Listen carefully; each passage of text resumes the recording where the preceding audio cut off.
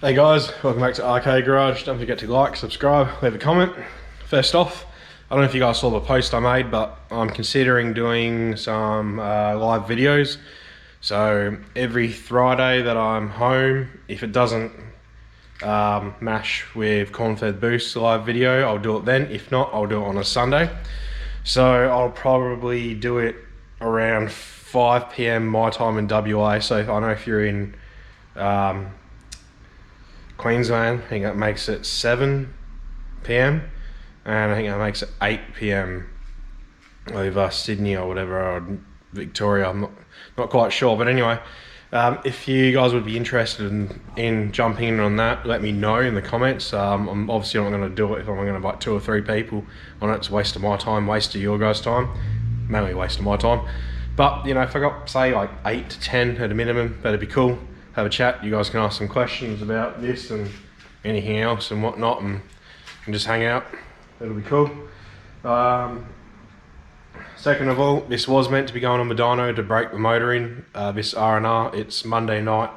I'm meant to go to work on Wednesday morning.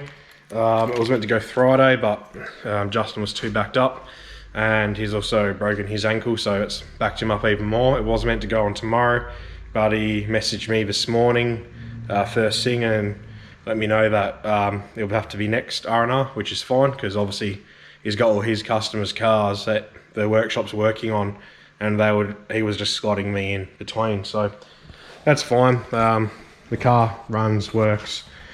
It's got the battery charger on it while I've had the laptop plugged in and whatnot. I've been mucking around with the dash, which we're going to be getting into, but I know everything's all fine. I just can't get on the street and drive it, so I'm sleeping fine at night, you know, not sitting there stressing that something's wrong or whatnot, because I know it's all good. I'm just trying my hardest not to turn it on, because obviously you want to bed the rings in on the dyno, do it properly, put some load on it.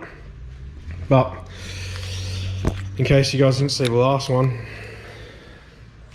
there's a quick little thing of the engine bay.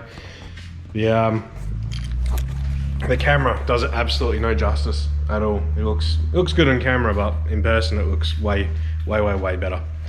So I'm going to jump in the driver's seat and I'm going to show you what I've been doing on the Digital Dash and whatnot. Alright, so one thing as well, I got my shift light installed. We just get this light on. So you can see it's just there, it's mounted, bit of wiring. It's a bit hard to see in this because it's all dark. The controller is just under here, but once it's all set up I don't need to do any of that. I haven't got it sorted yet because I need to update the dash. Haven't got round to that yet, and then I can set it all up. So I can set the colours. Basically I can set the colours, and when the first light comes on as it goes across there, and then the finish where it flashes. So, you know, say for example, I've got a, let's say 7,500 RPM limiter. I could start the first light at 7,000 RPM, and it progressively goes across the bar, and then as it gets to say 7,450 or 7.4, it will start to flash, or I could have it start to flash at 7.5. So that's all cool there. But anyway, we'll turn the dash on. I've customised it a bit, got it so that my logo comes up on the screen, so we'll do that. You just saw the shifter. She fell down there. So, oh yeah, typical, GoPro's not picking up any of the colours. Any other colours at all. Alright, I'm going to try change GoPro mode and then see if it gets the colours better. Alright, that's better.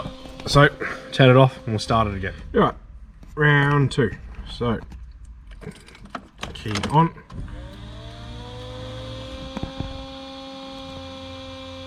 My steering wheel's a bit crooked. So, it's just starting up. There you go. That's better. Now it's picking up the colour nicely. So here, let's try and get this closer. So this is so far where I've got it set up. I've just got to mess around with the settings to get the boost. showing right, but I've got my IAT, so intake air temp showing there. Oil pressure, it's flashing because you can actually set the warning here, so I think I've got it set that it will flash like this if it's below 10 psi. Same with fuel pressure, I think if I have it below 40, I think I've got that. I set up an odometer as well. This side here I've got the AFR, which obviously doesn't read anything because the motor's not on. Got the battery, got my oil temperature, TPS. So the way that with this electric throttle body works, you got quiet mode, so that when it doesn't detect any RPM, it doesn't, it turns the control off to the motor. So the 6 is just where it last sat at, basically. So that's me pushing the pedal there. So that's why that's showing 6. And I've got my coolant temp there, and then I added this one here today, the boost duty cycle, just so I can see what it does, well, where it's at and whatnot. And then obviously you got your RPM there, and then you got my speedo right there, which I made that small because I don't really need it. And then to show that it's reading correctly, we'll go across to the laptop here. So as you can see, engine coolant temp 25 down there. It shows engine coolant temp is 25. Fuel pressure is showing 10.6, which is this one here, and then fuel pressure there is showing 10 because I've only got it to show full numbers. That's all I need to know. Oil pressure is showing 0.1, and then as you can see here, oil pressure is 0.1. Battery 13.19. There shows 13.2. So as you can see, it's reading over the CAN network directly from the ECU, which is really cool. I don't know if I showed you guys this as well. So I got my gear lever in here, so that's saying it's neutral, and gear 1, 2, 3, 4,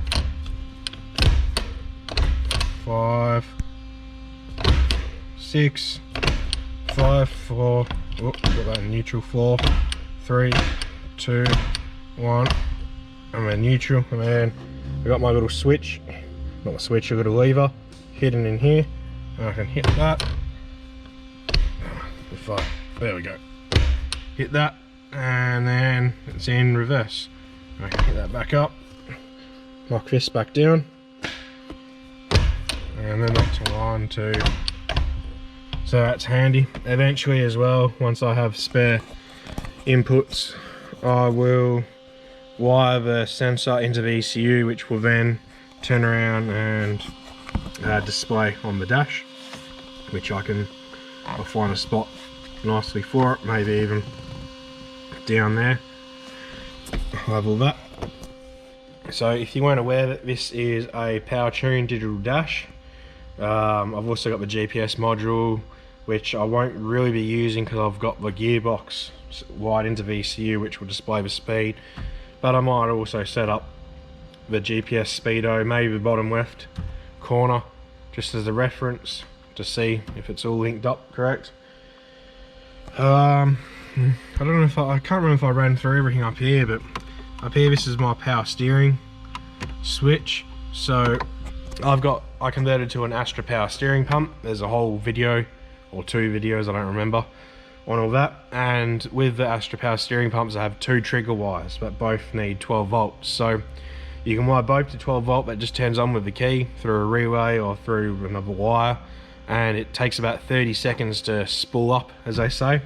Or if you delay the second trigger wire by half a second or whatever, it will spool up instantly. So I can basically leave this switch on, and then you can hear that spooling up.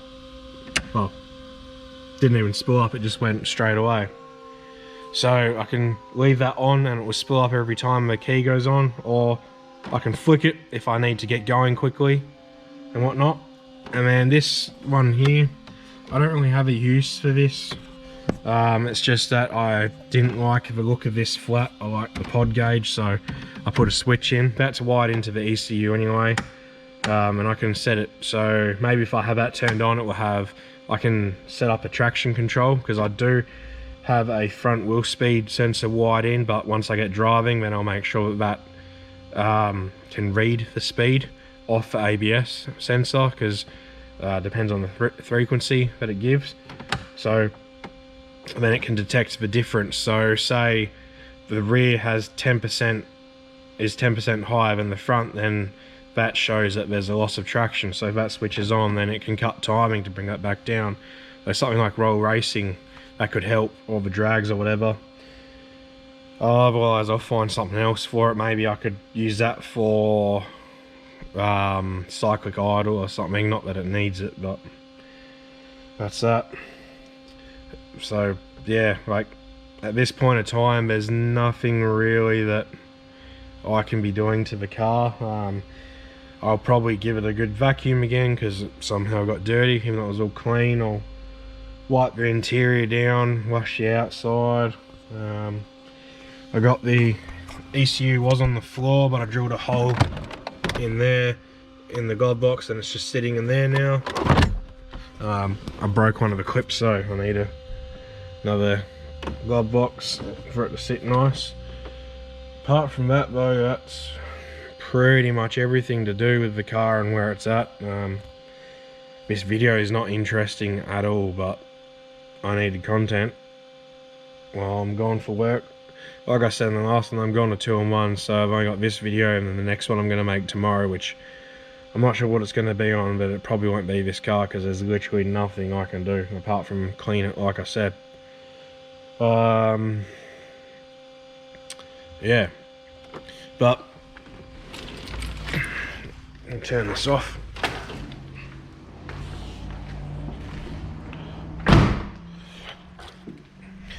I'll give a rundown of other stuff that's going on. So you can see in the corner, the complete LS over there is the missos. That's going into here, with LS1 converting that, which we will be jumping into very soon. The one that's there on the engine stand is my brother's, which the lifter went on it, pulled it down, had like 270,000 on it, so I give it a bit of freshen up. It needs a new cam, the one you can see down there. Oh, you probably can't see it, but it's sitting down there.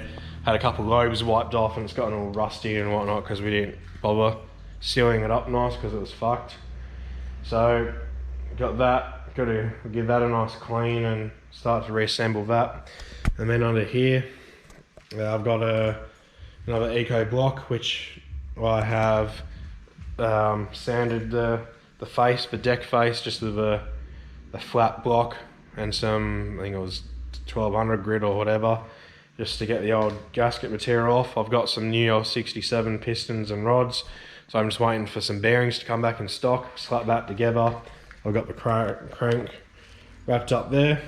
These are the old ones. You can see here one of the pistons in there just ate shit, you know, the skirt's all gone. That's what it should be like, and that's it there, it's all missing. So I'll do a bit video of assembling an Ecojet, like cheapish on the budget. I've already got a lot of bits for it, like ARP main studs, ARP rod bolts. Already had those spare, so you could just buy factory replacements or do real dodgy and use existing ones. But anyway, I'm gonna do that. I've got my old cam from this, and then lifters and push rods, and I'm just gonna use factory rockers because I don't have the spare roller rockers, and factory rockers are fine. If I can find a set of heads, I'm not sure if I'm going to whack Eco heads on it or L67 heads, or I'll put this in the ute if the ute stuff doesn't sell. But anyway, that's that.